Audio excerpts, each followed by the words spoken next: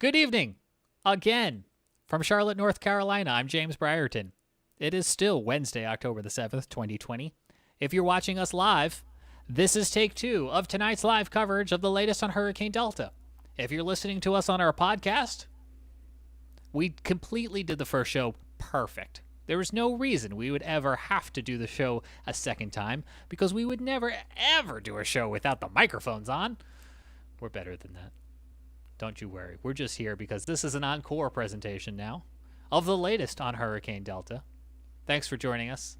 I'm James Brierton in Charlotte. The panel is here. We are tracking Hurricane Delta, and we start with Frank Strait, who has the latest. Frank, what's the storm up to this evening?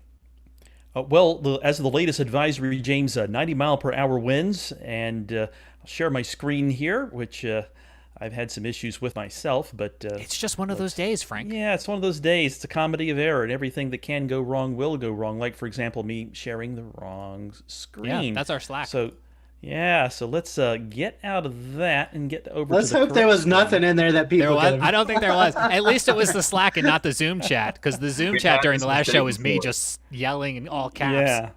Okay, so I think I have the correct screen shared now. It looks like I do finally. All right, there's your satellite picture showing Delta, which has showed another nice little burst of thunderstorms close to and around the center. The hurricane hunters have two planes flying through there now, and they haven't found any intensification yet, but I think they will now that it's back over water, that it will start intensifying soon, and the pressure in the center will start dropping as it's over some pretty warm water, and will be for another 24 to 30 hours, and that will allow it to intensify. And the latest advisory, again, showing 90 mile an hour winds currently, and a fairly quick northwestward motion at about 17 miles an hour. Through the next 24 hours or so, likely will intensify, likely becomes a major hurricane again, at least Category 3, but once it gets north of about 26 degrees north, it starts to encounter some cooler water, or at least some warmth that doesn't extend quite as deep in the Gulf of Mexico, and that should result in gradual weakening as it approaches the Louisiana coast. So even though it could still be fairly intense as it makes landfall, you can see there are hurricane watches out for almost the entire Louisiana coast, and the tropical storm watch is out where they're not, and the watches extend into southeast Texas too. But anyway, after landfall, the storm tracks through Louisiana. Delta then goes through the lower Mississippi Valley into the Tennessee Valley, ends up near Kentucky by Sunday, and that on Sunday is when we likely will be seeing some direct impacts from Delta as it makes its closest approach. And we'll be talking about that here over the next several minutes. Back to you, James.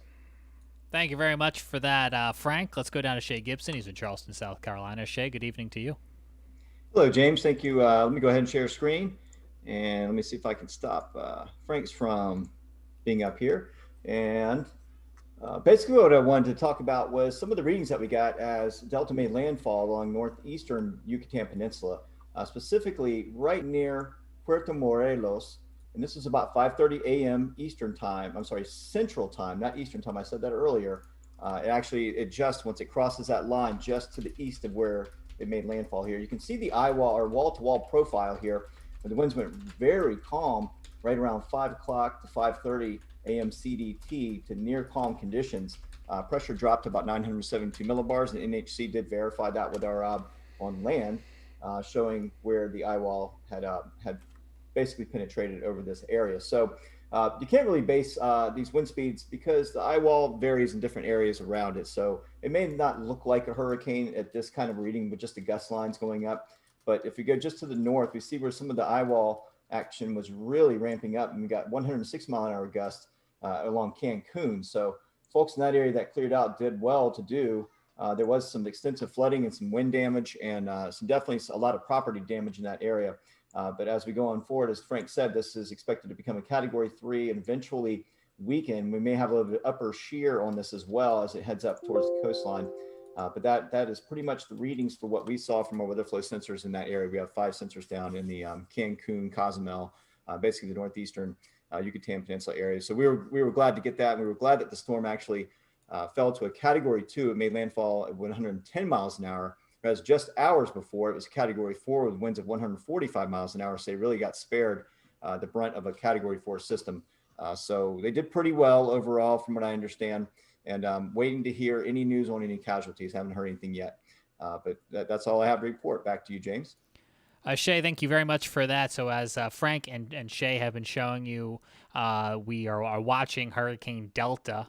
Yes, Hurricane Delta. We're in that Greek alphabet in our very active hurricane season, and the official storm track, that cone of uncertainty from the National Hurricane Center, again, will take this ashore someplace along that Gulf of Mexico here in the United States on Friday, and then swing up whatever is left as it begins to weaken across parts of the southeast. The good news is it's going to stay out of the Carolinas directly, but as Evan Fisher is about to tell us, we're still going to get some side effects of the remnants of Delta here in the Carolinas over this holiday weekend, Evan.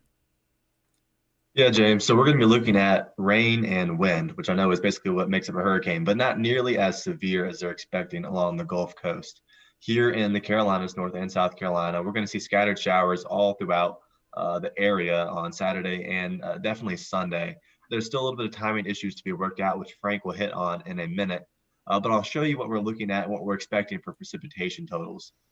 Per usual, heaviest rainfall is expected over the western North Carolina, the Blue Ridge Escarpment, as we call it, with the highest totals down near Highlands, North Carolina, generally 1 to 2 inches across and along that Blue Ridge Escarpment. As you move your way further east into the central parts of the state, maybe only as much as a 1/4 inch, and along the coast, a quarter to maybe even 3/4 or an inch of rain as you get closer to the Outer Banks. So we're not expecting any huge tropical totals, but nonetheless, 1 to 2 inches of rain over steep terrain in southwestern North Carolina will cause some flooding concerns. Likewise, we're also going to be looking at a wind threat. Now, this storm is going to take a similar track to Laura, so it's worth looking back at that track and how it played out over our area just a month ago. And it brought gusty winds across western North Carolina, not severe winds in the valley locations, but nonetheless, I think it's fair to expect gusts maybe into the 30s this weekend, and maybe higher on bigger or taller mountains. Typically, we eye the Smokies for the highest wind during these kind of events. So we're still a little ways out from impacts here in the Carolinas, so we'll keep you updated exactly as to what kind of intensity we're expecting.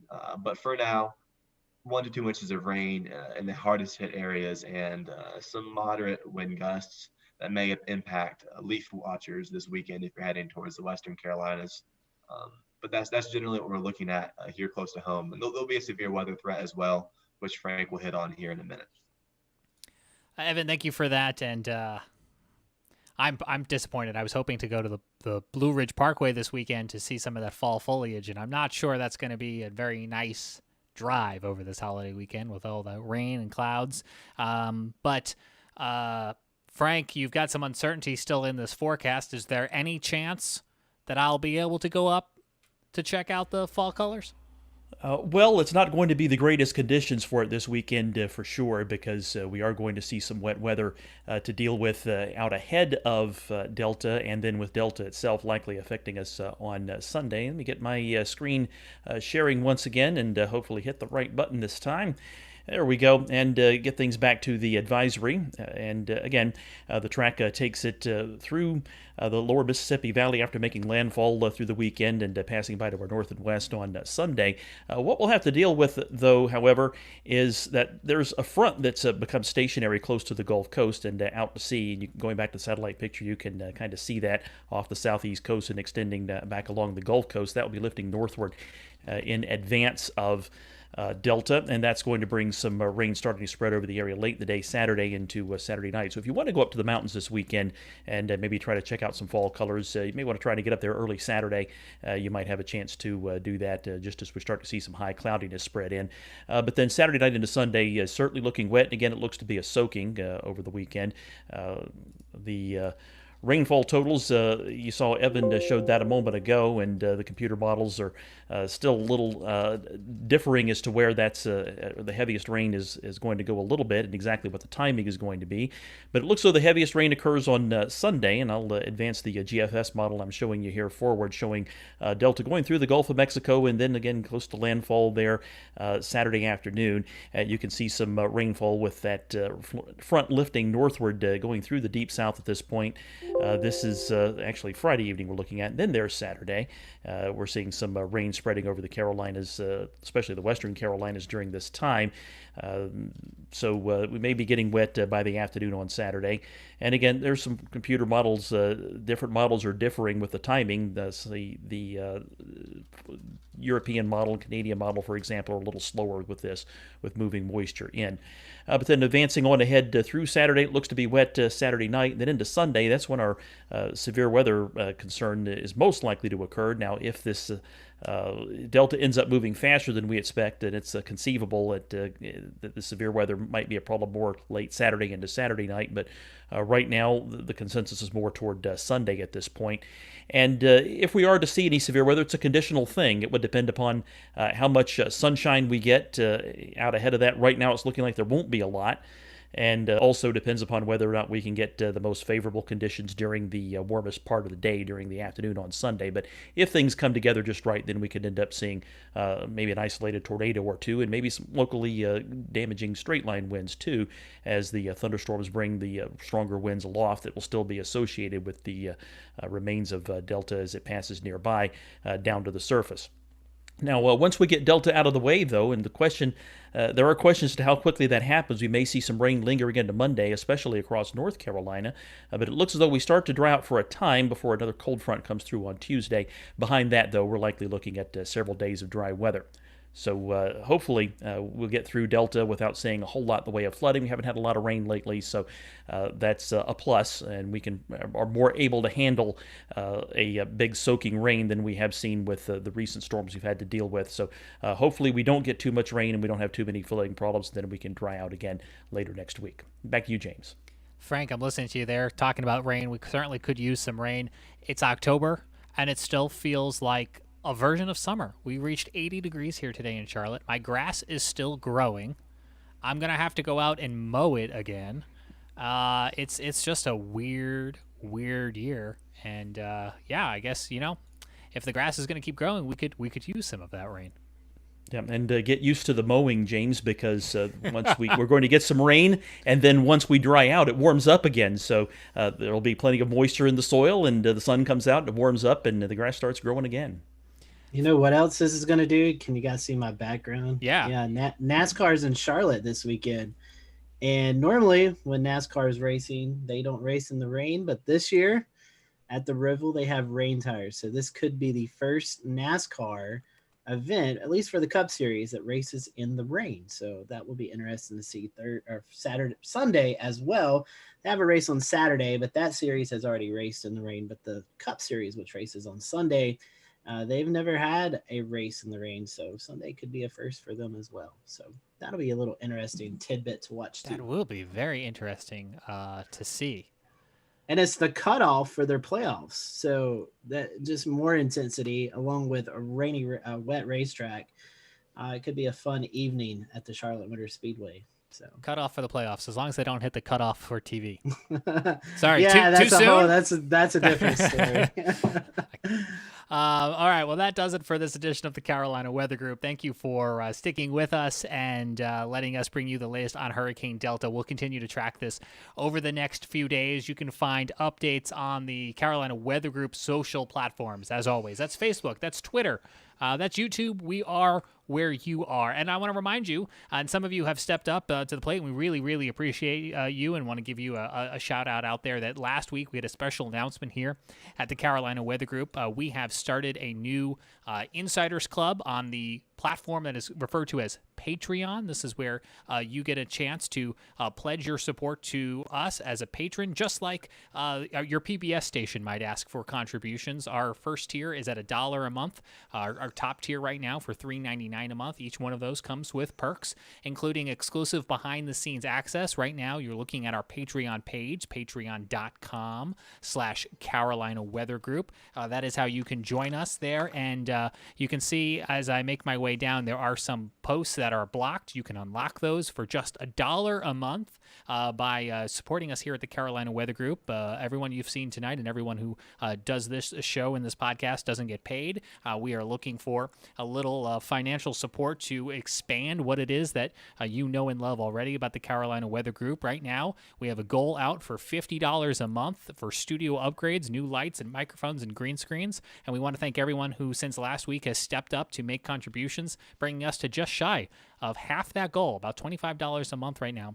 Thanks to all of you who have joined us on patreon.com/Carolina Weather Group. There is a link in this post or in the podcast description. Again, $1 a month gets your name in the end credits of the Carolina Weather Group, so everyone knows that you're a supporter of our show. Gets you some of those exclusive behind-the-scenes posts on our Patreon page. That's how you consume those. For $3.99 a month, you get early access to content. Obviously not tonight's program. That was live, so we can't bring that to you any earlier than live, but on nights where we are premiering pre-taped episodes, you'll get early access to those on Patreon. You'll also get access to what we're calling the Carolina Weather Group. This is a forthcoming nonstop weather stream that will bring you the very best of the Carolina Weather Group alongside the latest weather conditions, forecast, and real-time advisories. Matter of fact, if you're watching us live right now on any of our video platforms, you're getting a sneak peek at what the Carolina Weather Net will look like. You can see right down the side right now all the latest information about Hurricane Delta, and outside of